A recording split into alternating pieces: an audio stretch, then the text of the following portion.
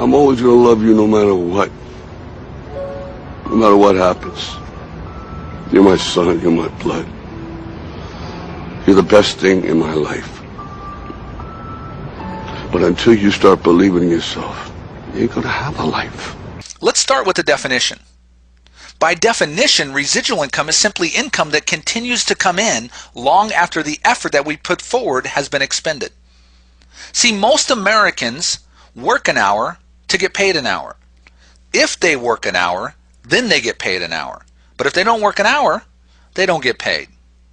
The wealthy know that that's a prison, that you cannot get wealthy exchanging time for money, that you must find a way to produce some residual income, some income that continues long after the effort's been expanded.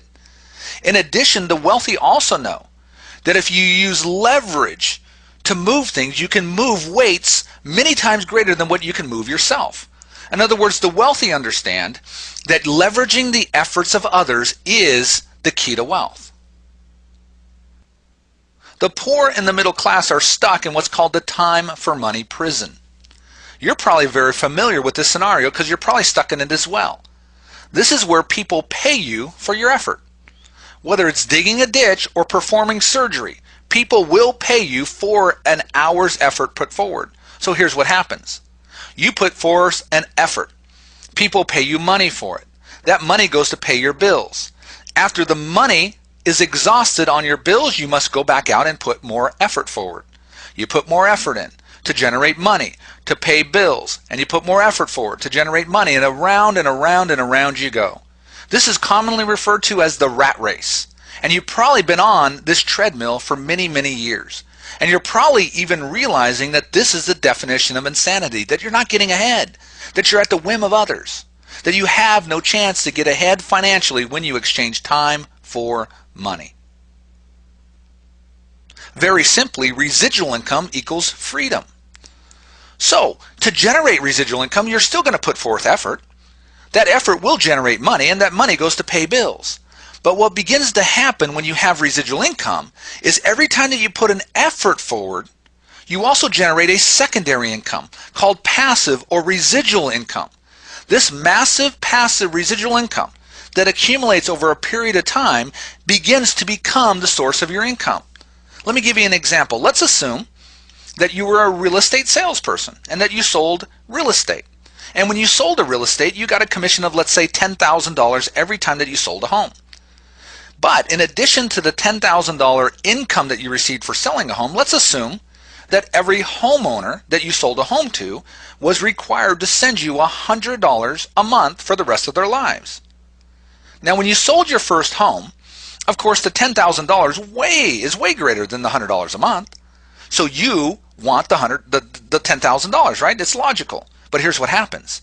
As you sell home after home after home, and those $100 begin to compound, what happens is the $100 a month becomes your income. And eventually you're at a place where you no longer need to sell homes anymore. You've got these $100 payments coming in called residual income. And these come in every month and they cover all of your bills so you never have to work again. The key to wealth is how to generate a residual income for all the efforts that you're putting forward daily. Hi, my name's PJ, and welcome to our short presentation. Have you ever wondered how the rich keep getting richer while broke people stay broke and the middle class seems to be shrinking? Well, this isn't nearly as mysterious as it may appear when you examine the specific differences in how broke people, the middle class, and the rich spend their money. Now, this is such a simple concept, yet so profound, it nearly knocked me out of my chair when I finally understood it.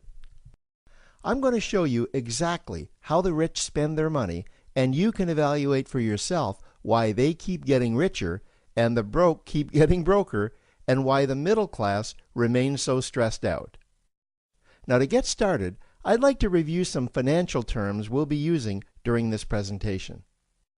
The terms that you need to be familiar with are cash flow, which means money you bring in, expenses, which means money you spend, assets. Now, this is the most confusing one. You're probably familiar with the traditional definition of an asset, which is something you own or have equity in.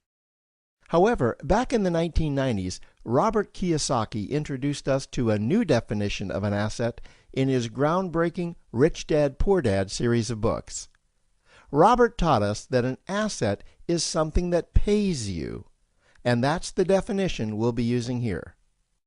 Liabilities is the last term, and it's defined as things that cost you money. As an example, a house is typically viewed as an asset, but can it actually be a liability? Yes, with our revised definition, anything that costs you money is a liability, not an asset. If you have a mortgage, your house is an asset to your banker because it pays him or her every month. But could a house also be considered an asset to you? Yes, in the right circumstances it could, when it pays you money. Let's say you buy a house and you rent it out, and it paid you a positive cash flow every month after all expenses. That would then be considered an asset. Now, one more time with the terms, just to be very clear before we continue. Cash flow is money you make. Expenses, that's money you spend. An asset pays you, and a liability costs you. Now let's take a look at how broke people spend their money. Now, when I say broke people, I'm not referring to the destitute. I'm speaking about that large portion of our society that lives from paycheck to paycheck and who never seem to have any money. In fact, most times there's more month left at the end of their money, and I'm sure many of you can relate to that group. On payday, broke people buy what I'm going to call stuff. Well, what's stuff? Well, that's inexpensive things that people buy that they don't really need to survive. You go into someone's house and you can't find any counter or tabletop space in the whole house because of all the stuff on it. Their house and their cars are full and cluttered with stuff. Well, where do they get all this stuff? They buy it at the flea market, at the garage sale, at the dollar store, at the craft show.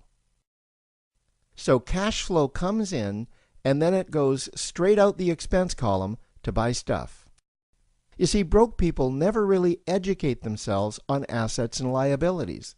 They justify buying all of this stuff by claiming that it costs so little. But over the years, it's all they ever have. The problem is their cash flow never produced or created more cash flow. Now, please understand, I'm not undermining or taking any shots at this or any group. I just see a lot of financial difficulty out there, and it really doesn't need to be that way. Creating wealth isn't a mystery, it's a formula. The only reason someone doesn't create wealth is because they either don't know the formula or they don't apply the formula. Now let's take a look at the middle class. The middle class is the group that society mistakenly thinks are rich. They're not.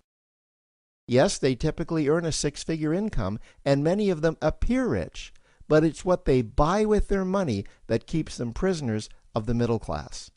What they typically buy are liabilities. Remember the definition of a liability?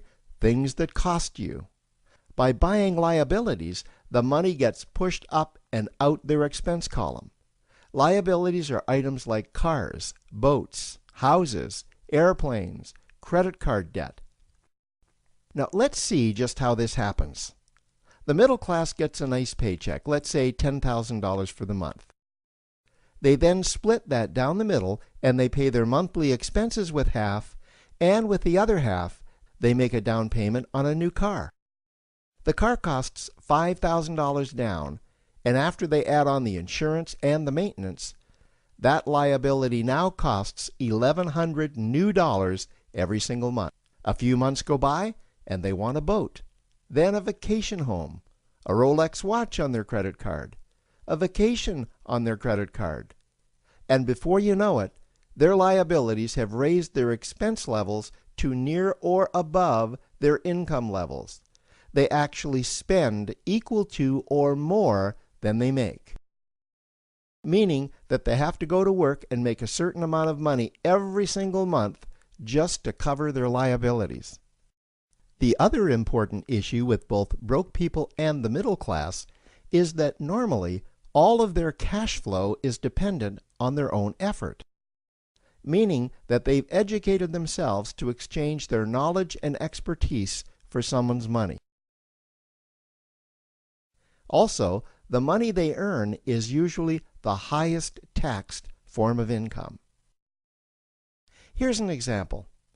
An attorney is knowledgeable about law, so people pay him or her in exchange for that knowledge on an hourly basis. The problem here is that if the attorney isn't sharing that knowledge with a client, then the attorney isn't making any money.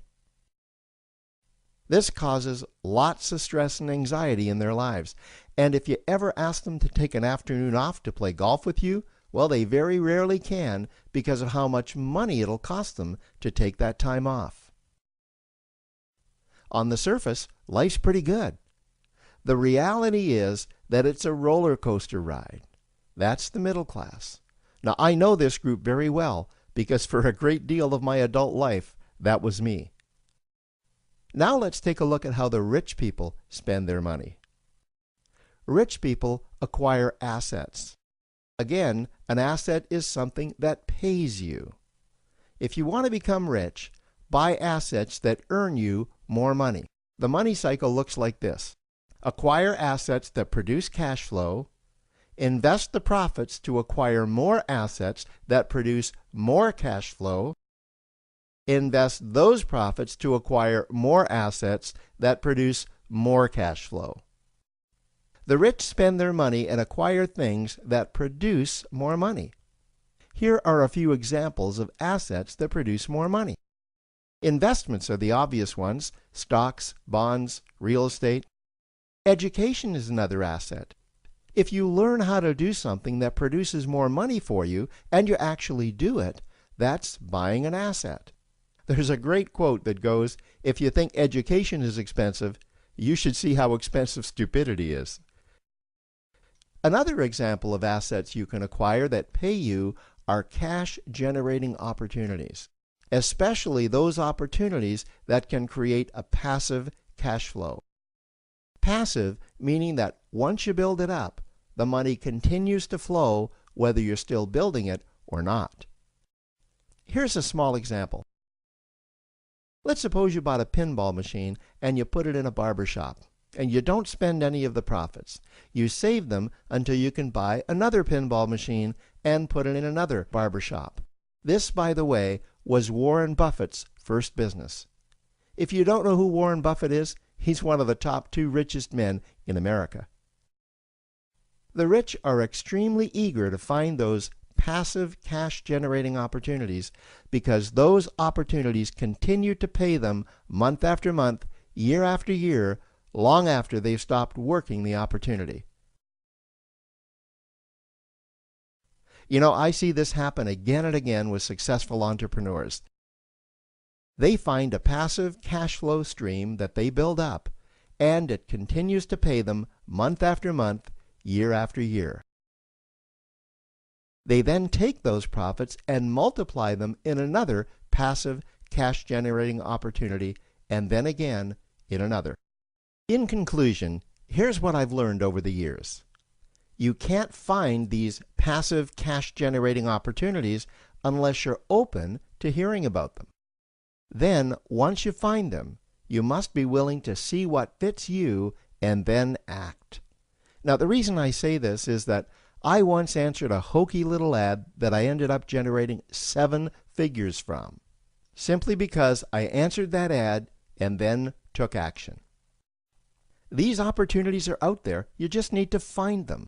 You also must be opportunistic enough that when the right situation does present itself, you don't miss it. So remember, broke people buy stuff, the middle class buy liabilities, and the rich acquire assets, preferably cash-generating opportunities that can create passive cash flow. They then take that cash flow and invest it in another asset that produces more cash flow. That's the wealth creation formula. Now, I trust you found this introductory information helpful. Now, to learn about one of the greatest cash generating machines on the planet, click on the link below to proceed to step 2.